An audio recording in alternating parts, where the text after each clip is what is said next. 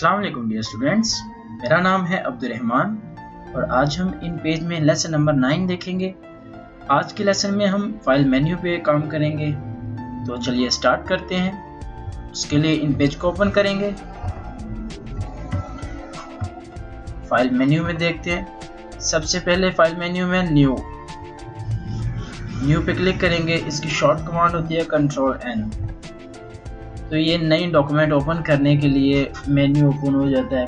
इसकी सेटिंग हमने पहले पढ़ चुके हैं, तो लिहाजा जस्ट ओके पे क्लिक करेंगे और ये हमारी एक नई फाइल ओपन हो जाएगी। ठीक है, ये देखिए हमारी इस बटन पे क्लिक करेंगे तो दोनों टैब्स हमारी शो हो रही हैं, एक ये और एक पहले वाली ओपन है। ठीक है, एक को हम क्लोज करते हैं। दोबारा फाइल मेन्यू में जाते हैं। नेक्स्ट है ओपन का मतलब कि जो पहले से इन पेज से बनी हुई डॉक्यूमेंट हो उसको ओपन करने के लिए, कि आपके सिस्टम में पड़ी हुई पहले से इन पेज की फाइल जो उसको ओपन करने के लिए हम ओपन कमांड का इस्तेमाल करते हैं। इसकी शॉर्ट कमांड है Ctrl+O। तो हम इस पे क्लिक करेंगे तो हम अपने ये पीसी के स्टोरेज में चले गए हैं। तो हम यहाँ पे देखेंगे कि पहले से इन पेज की पहले से बनी हुई फाइल किधर है। तो वो मैंने डेस्कटॉप पे सेव की हुई है। डेस्कटॉप पे चलते हैं, जहाँ पे हो आपके पास वहाँ पे आपने उस पर क्लिक करना है। ये मेरे पास इसको सिलेक्ट करेंगे और ओपन कर देंगे। ठीक है, ये मेरे पास इन पेज की बनी हुई पहले से फाइल थी, तो ये ओपन होगी। ठीक है, और इसी तरह शॉर्ट कमांड से भी आप काम कर सकते हैं। Ctrl+O करें, ये देखें वही मेन्यू ओपन हो गया। इसके बाद नेक्स्ट हमारे पास आ जाते हैं क्लोज।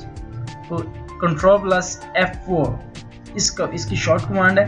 इससे हमारी जो टैब होती है टैब क्लोज होगी, इन पेज ओपन क्लोज नहीं होगा। इन पेज को क्लोज करने के लिए ये फाइल मेन्यू में लास्ट पे कमांड भी दी हुई है, ये देखें exit.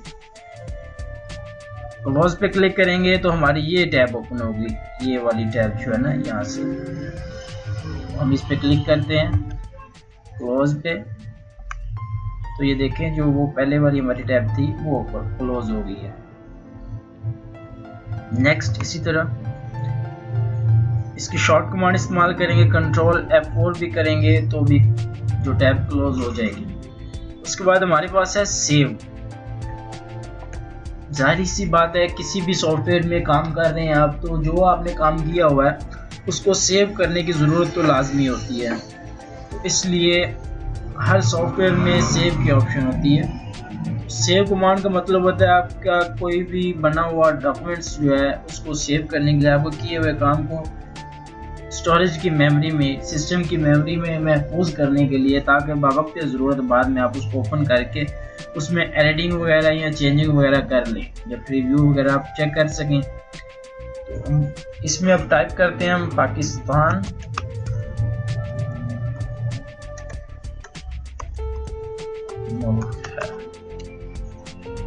Just a simple sentence.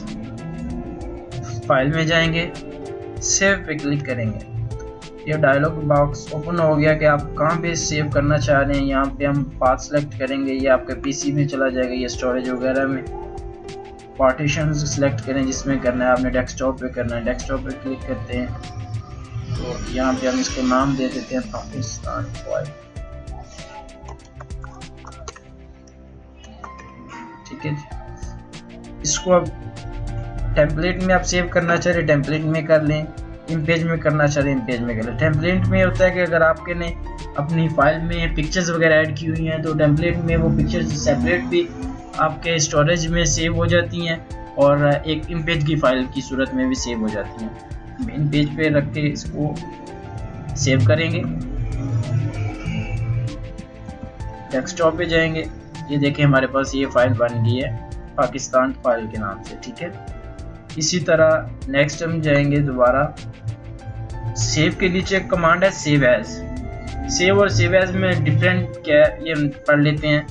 Save command जो होती है वो एक ही जो डॉक्यूमेंट हो उसको उसमें एडिटिंग के बाद दोबारा सेव करने के लिए उस कमांड का इस्तेमाल किया जाता है, Ctrl+S।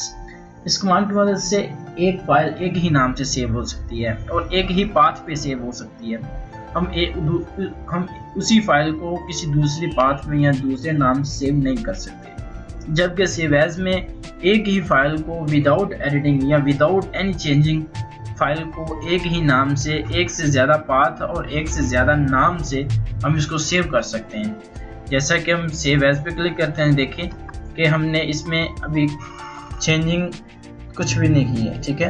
तो हम इसको सेव एज पहले सेव करते हैं, सेव पे क्लिक किया, ये देखें फाइल हमारी सेव हो गई है।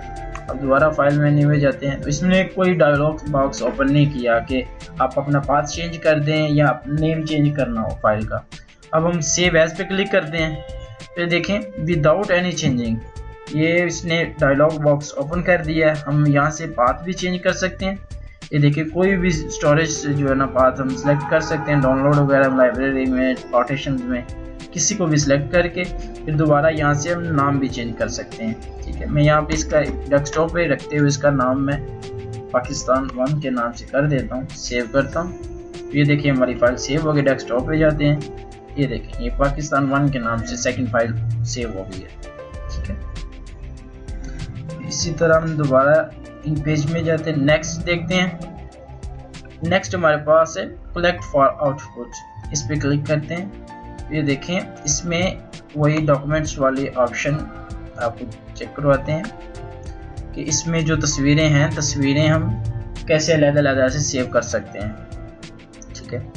हम यहाँ पे पिक्चर टूल लेते हैं और एक पिक्चर बॉक्स ड्रॉ करते हैं, राइट क्लिक करते हैं, इंपोर्ट पिक्चर पे, ये बाइक ऐड की ओपन, और इसी तरह एक और पिक्चर ड्रा करते हैं। ये ड्रा हमने पिक्चर कर ली, इस पे राइट क्लिक करते हैं, इंपोर्ट इमेज, ये बाइक करते हैं ओपन। ये हमारे पास दो पिक्चर्स की एक डॉक्यूमेंट फाइल बन गई है, ठीक है। अभी हम इसको कलेक्ट फॉर आउटपुट पे क्लिक करते हैं,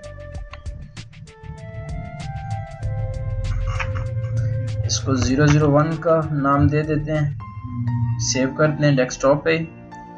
और यहाँ से हम, ये तो इन पेज की फाइल होगी ना, यहाँ जस्ट इन पेज की फाइल सेव करना हमने पहले पढ़ लिया है। अब हमने फाइल टेम्पलेट पे क्लिक कर चेक करना है, टेम्पलेट पे अब हमने चेक करना है, इस पर क्लिक करेंगे, सेव करेंगे, ठीक है।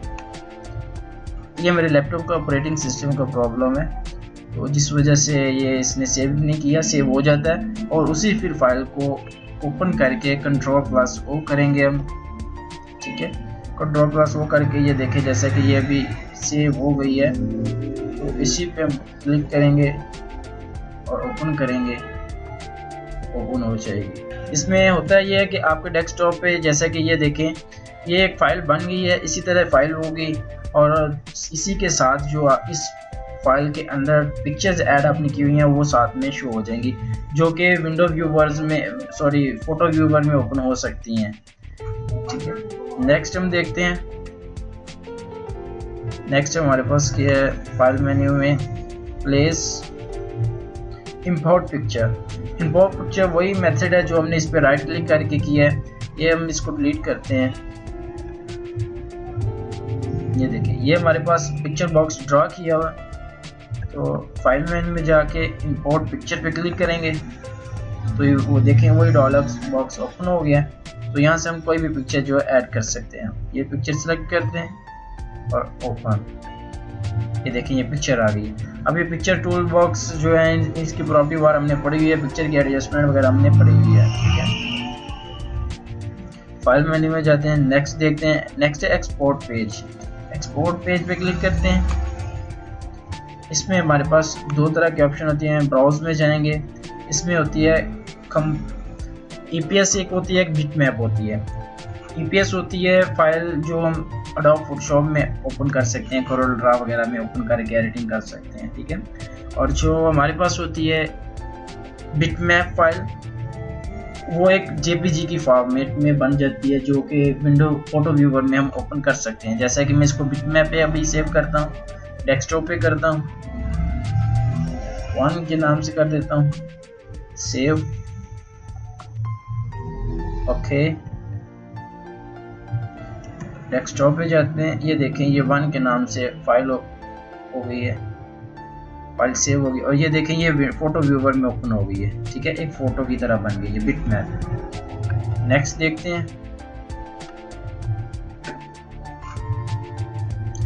नेक्स्ट फाइल मेन्यू में जाते हैं, एक्सपोर्ट पेज पे क्लिक करते हैं, ब्राउज पे क्लिक करते हैं और इसको EPS कर देते हैं, ठीक है।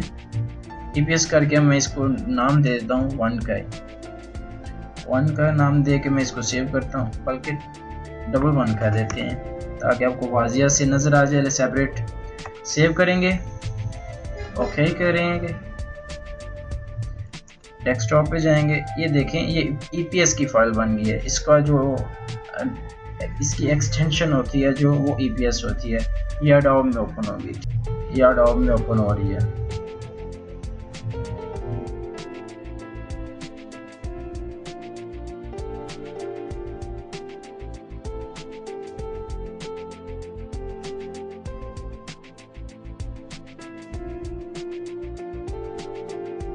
ये जस्ट सेटिंग है, फर्स्ट टाइम ओपन हुआ है इस वजह से इसको क्लोज कर देंगे, कंटिन्यू कर देंगे, नो।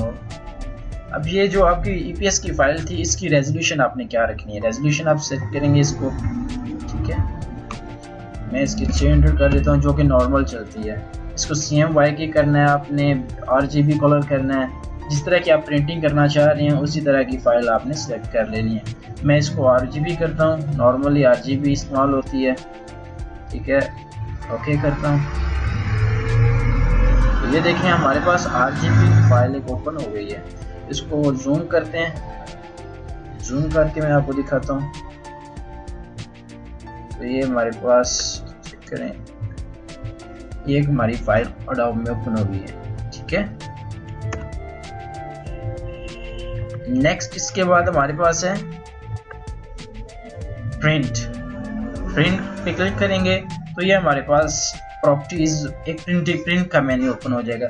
इस लिस्ट में प्रिंटर का हमारे का नेम होगा, आपके पास T60 है, T50 है, एप्सन में है या पैनासोनिक है या आपका रिको में है, कोई भी प्रिंटर है उसका इधर नाम शो हो जाएगा। आपने जस्ट उसको सिलेक्ट करना है, जैसे कि मैं अभी इसको just for teaching, just for understanding, मैं इसको प्रिंट माइक्रोसॉफ्ट प्रिंट PDF पे क्लिक करता हूँ, प्रॉपर्टीज में जाता हूँ, ठीक है। यहाँ से हम इसको पोर्ट्रेट या लैंडस्केप कर सकते हैं, प्रॉपर्टीज की ओरिएंटेशन चेंज कर सकते हैं, एडवांस में जाएंगे, इसके साइज वगैरह चेक कर सकते, चेंज करते हैं हम। ये साइज वगैरह जो भी आपने देना, लीगल देना है, A4 देना है, A5 देना है, A3 देना है, या लेटर वगैरह जो भी आप देना चाह रहे हैं, सिलेक्ट करके आपने ओके पे क्लिक करेंगे और ओके पे क्लिक करेंगे और यहाँ पे हम ओके कर देंगे, ठीक है। ये अभी PDF में सेव होगी माइक्रोसॉफ्ट, ओके। अगर जो आपके पास प्रिंटर अटैच होगा वो प्रिंटर की आप सेटिंग कर सकते हैं। वैसे हमने प्रिंटर के बारे में, पैनासोनिक मशीनों के बारे में अलहदा से वीडियोस बना के अब अपलोड की हुई हैं, तो उनकी इंफॉर्मेशन के लिए आप सेपरेट सर्च करके चेक कर सकते हैं। इसके बाद हम नेक्स्ट देखते हैं। नेक्स्ट फाइल में हमारे पास है एग्जिट वो जो हमने स्टार्टिंग में आपको बताया आज की लेसन में कि ये क्लोज होता है Ctrl+F4, ये होता है आपकी टैब को क्लोज करने के लिए ना, ये आपके एक टैब है, ये एक टैब है। इसी तरह के हम अगर Ctrl+N करके नहीं बनाएंगे तो ये हमारे पास एक दूसरी टैब हो जाएगी। ये देखें 2 टैब हमारे पास इकट्ठी आ गई। टैब को क्लोज करने के लिए आपके पास शॉर्ट कमांड होती है Ctrl+F4 ये, और एग्जिट यानी कि आपने अपने इन पेज को ही क्लोज करना है, जितनी भी टैब्स ओपन है सबको क्लोज करना है, एक ही क्लिक में क्लोज करना चाह रहे हैं तो उसके लिए हम इस एग्जिट पे क्लिक करते हैं, या इसकी शॉर्ट कमांड होती है Alt+F4, इस पे क्लिक करेंगे तो ये क्लोज करने से पहले आपसे सेव या अनसेव फाइल के बारे में पूछेगा कि आप उसको सेव करना चाह रहे हैं या नहीं करना चाह रहे, ठीक है। तो हम इसको सेव नहीं करना चाह रहे तो हम इसको नो कर देंगे। तो ये था आप आज का हमारा लेसन नंबर 9। उम्मीद करता हूँ आपको समझ आई होगी। इंशाल्लाह नेक्स्ट लेसन में मिलते हैं, तब तक के लिए अपना ख्याल रखिएगा, अपनी दुआओं में याद रखिएगा। अल्लाह हाफिज़।